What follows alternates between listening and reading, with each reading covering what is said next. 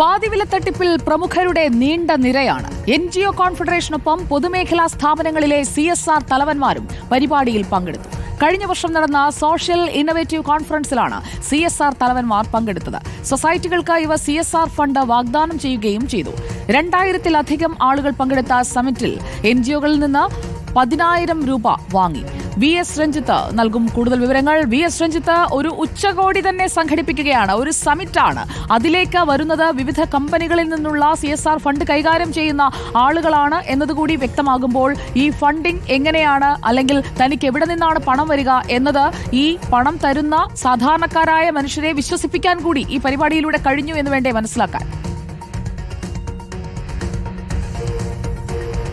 തീർച്ചയായിട്ടും കേരളത്തിൽ കാസർഗോഡ് മുതൽ തിരുവനന്തപുരം വരെയുള്ള എല്ലാ ജില്ലകളിലും ഇവരുടെ വ്യത്യസ്തമായ സൊസൈറ്റികൾ എങ്ങനെയാണ് അനന്തുകൃഷ്ണന്റെ തട്ടിപ്പിൽ വീണുപോയത്, അല്ലെങ്കിൽ അനന്തുകൃഷ്ണന്റെ പദ്ധതിയിൽ വീണുപോയത് എന്നതിൻ്റെ ഏറ്റവും പ്രധാനപ്പെട്ട കാര്യമെന്ന് പറയുന്നത് വിശ്വാസ്യത നേടിയെടുക്കുക എന്നുള്ളതായിരുന്നു. 2024 ജൂലൈ മാസത്തിൽ കൊച്ചിയിലെ ലേ മെറിഡിയൻ ഹോട്ടലിൽ വെച്ചായിരുന്നു വലിയൊരു സബ്മിറ്റ് വിളിച്ചു ചേർക്കുകയും ഏകദേശം 2000 പേരാണ് അതിൽ പങ്കെടുത്തത്. ഒരു NGOക്ക് ആ പരിപാടിയിൽ പങ്കെടുക്കാൻ 10,000 രൂപ നൽകണമായിരുന്നു. ആ 10,000 രൂപ നൽകിയാൽ പരമാവധി 4 പേരെ മാത്രമാണ് അതിൽ പങ്കെടുപ്പിക്കുക. അത്തരത്തിൽ ഏകദേശം 2000-ലധികം ആളുകൾ ആ സബ്മിറ്റിൽ പങ്കെടുത്തിട്ടുണ്ട്.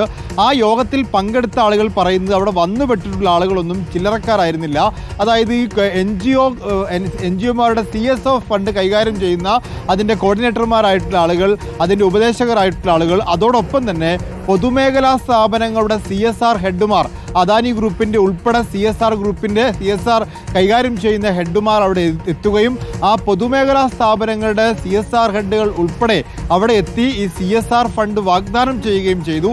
എല്ലാ സൊസൈറ്റികളോടും പറഞ്ഞത്, നിങ്ങൾ ഈ അനന്തുകൃഷ്ണൻ്റെ NGO കോൺഫെഡറേഷനുമായി ചേർന്ന് പദ്ധതികൾ അവതരിപ്പിക്കുകയാണെങ്കിൽ നിങ്ങൾക്ക് CSR ഫണ്ടുകൾ ഞങ്ങൾ നൽകും എന്നുള്ളൊരു ഉറപ്പാണ് അവിടെ കൊടുക്കപ്പെട്ടത്. ആ ഉറപ്പിന്റെ പേരിലാണ് അനന്തുകൃഷ്ണന്റെ പദ്ധതിയിലേക്ക് ഇതൊരു വൻ തട്ടിപ്പാണ്. ആ തട്ടിപ്പിലേക്ക് ഏതൊക്കെ കമ്പനികൾ ചേരാമെന്ന് പറഞ്ഞിട്ടുണ്ട് എന്നതുകൂടി നമുക്ക് പുറത്തേക്ക് കൊണ്ടുവരാം.